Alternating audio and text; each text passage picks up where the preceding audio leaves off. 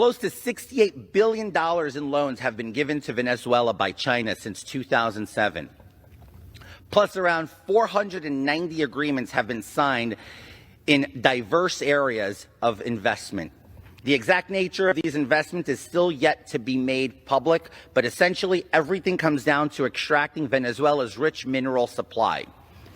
In addition, some of these quiet deals encompass state-affiliated entities that have sold over $615 million worth of weapons to Venezuela in the past 8 years. This is the perfect example of the kind of mischief, destabilization the CCP is known for, preying on other countries via unsustainable and corrupt lending while ignoring global labor and environmental standards for their own economic gain. Even with their own country, the CCP will only continue to enhance their economic development. Forced labor has become common practice and a part of the CCP's plan for Xi Jinping's economic development, which includes making it a hub of textile and apparel manufacturing. In fact, tens of thousands of Uyghurs detained in concentration camps for religious persecution were sent to factories throughout China linked to 83 global brands to cover up a mass genocide and enslavement of the Uyghur people. Chinese officials called the policy poverty alleviation. More than 1 million Uyghurs are locked up in camps in their homeland or blindfolded and transported to prison by truckloads. Brutal crimes against Uyghur women, including forced sterilization and abortion, have been carried out to diminish the Uyghur population. Children are taken away from their parents and under pressure to deny their Uyghur ancestry. China's deep pockets have left its partners notably silent. Prioritizing their economic ties and strategic relationships with China, many other foreign governments continue to ignore human rights abuses. Taking another page from the Soviet Russia's book, propaganda, censorship, and disinformation are pillars of the CCP's grand strategy towards world domination. Their goal is to make the state and its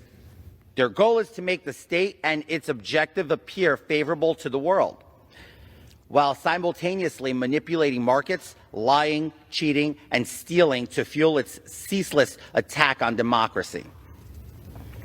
The COVID pandemic was the perfect example of what kind of the propaganda the Chinese Communist Party is known for.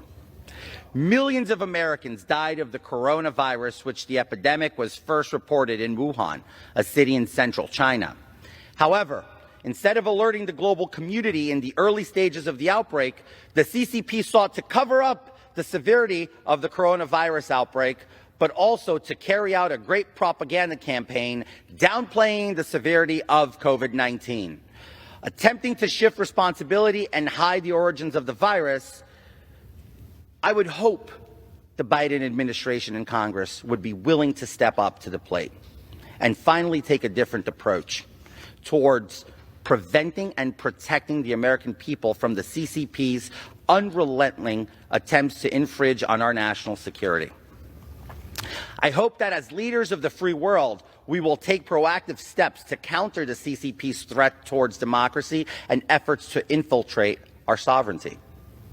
This is why I have introduced several bills that would hold China accountable and protect our nation's innovation, ideas, and way of life. Instead, we have senior officials of the DOJ colluding with the CCP to have Chinese political asylees exiled from the United States to be tortured and killed by CCP agents. We have a president who promises to buy American, but vetoes legislation that has reinstated tariffs on solar panels from Chinese companies in Southeast Asia. We have an administration actively allowing the CCP to dodge responsibility for COVID. Drug traffickers are smuggling fentanyl produced by China into the United States through our unsecured borders, killing millions of Americans while benefiting China from a weakening America due to the fentanyl epidemic. There are ways we can legislate to make a safer, more secure, and better America for the next generation. Here are 10 bills I have introduced to counter the threat imposed by the Chinese Communist Party.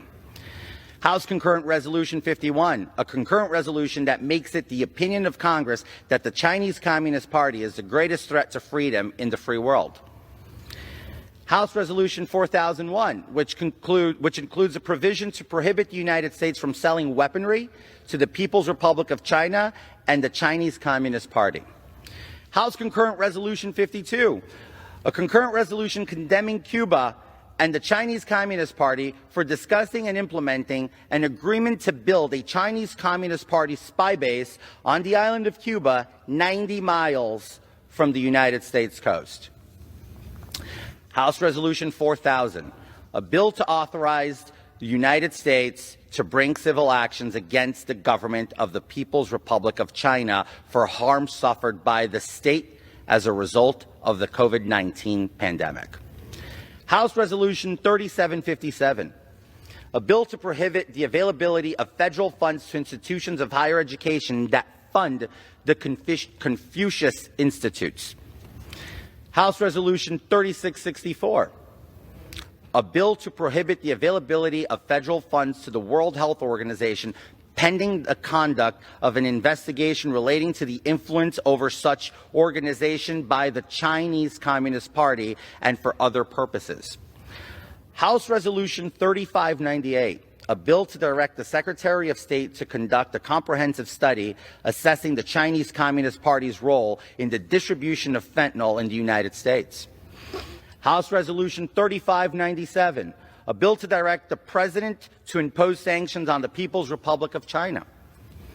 House Concurrent Resolution 48, a bill to condemn the Chinese Communist Party for the Wuhan lab leak causing the deadly COVID-19 pandemic. House Resolution 421, a resolution expressing the sense of the House of Representatives that the Chinese Communist Party should be held accountable for present-day efforts of knowingly and intentionally manipulating their currency. And with that, Mr. Speaker, I yield back.